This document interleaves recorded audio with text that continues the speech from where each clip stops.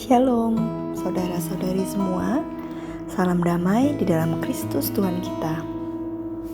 Semoga kita semua dalam kondisi yang sehat-sehat semua ya.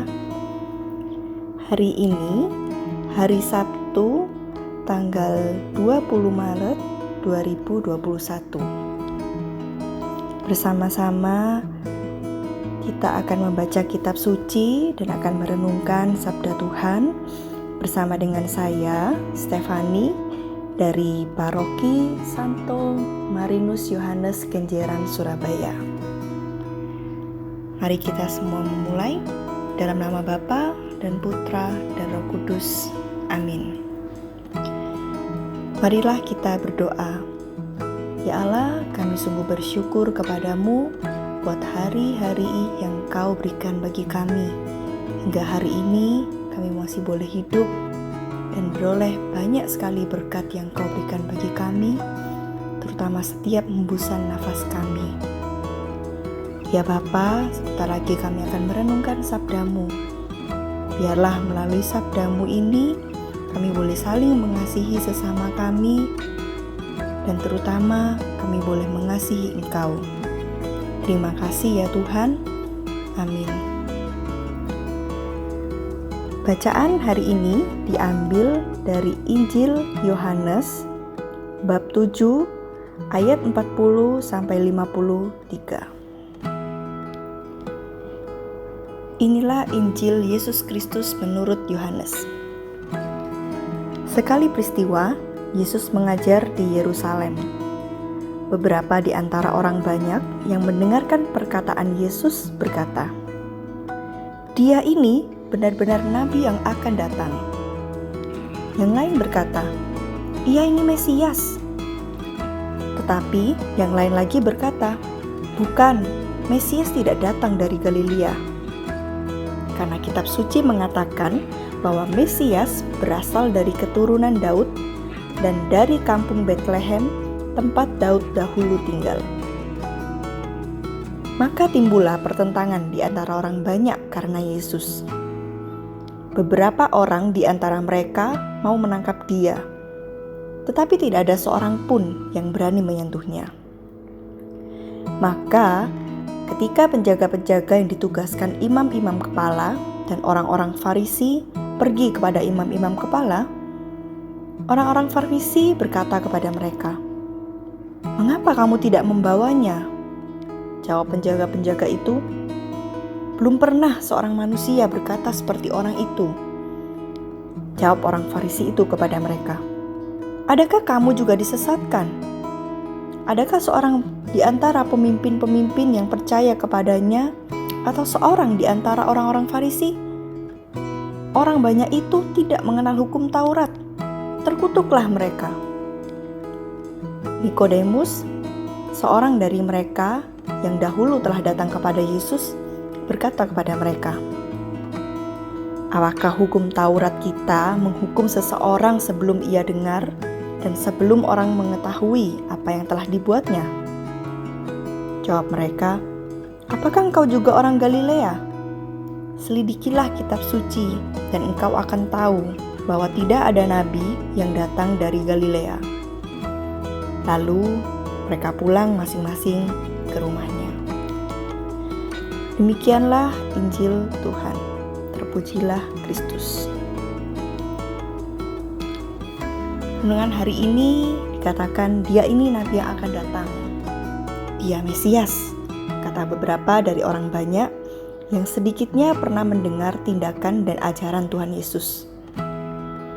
Kita tahu zaman dulu banyak pekerjaan, tapi dari nelayan sampai tabib banyak yang terkesima pada Yesus. Walau ada yang mengeraskan hati karena masalah kota asal Yesus. Nah, dari perumpamaan biji sesawi, orang kaya menemukan harta dan lain-lain. Sering banyak hal sulit disampaikan dengan jelas hingga dimengerti banyak golongan orang.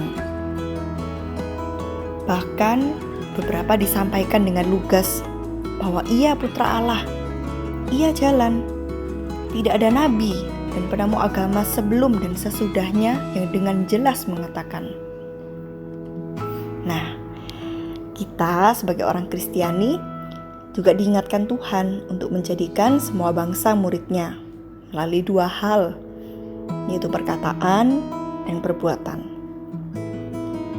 Perkataan air hidup itu yang dicari manusia dalam Tuhan sampai sekarang, memang bisa kita mengajak orang ke gereja, mungkin ke persekutuan doa, atau kegiatan rohani lain.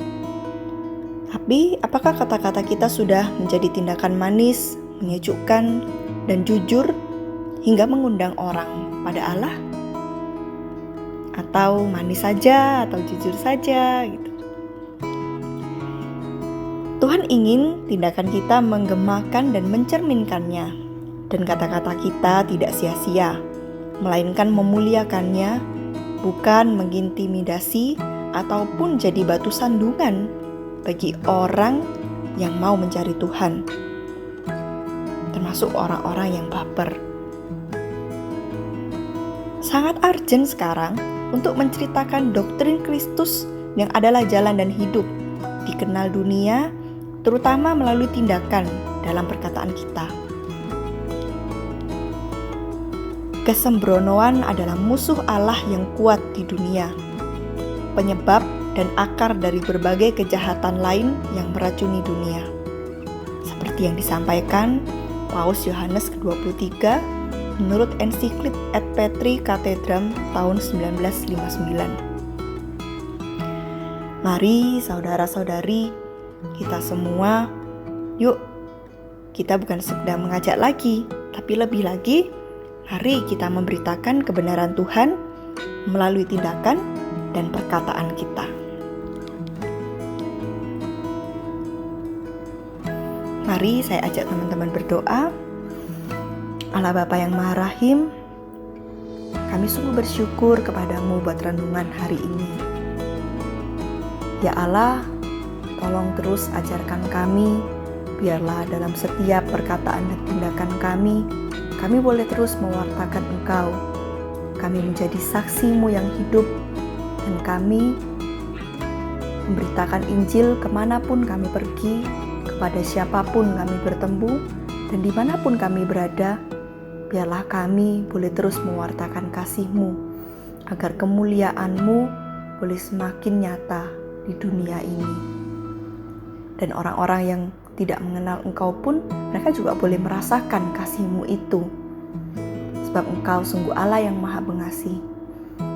Tolong terus ajarkan kami ya Bapa, untuk menjadi manusia yang sangat peduli juga bagi sesama, berbagi kasih kepada siapapun meskipun kami tidak kenal.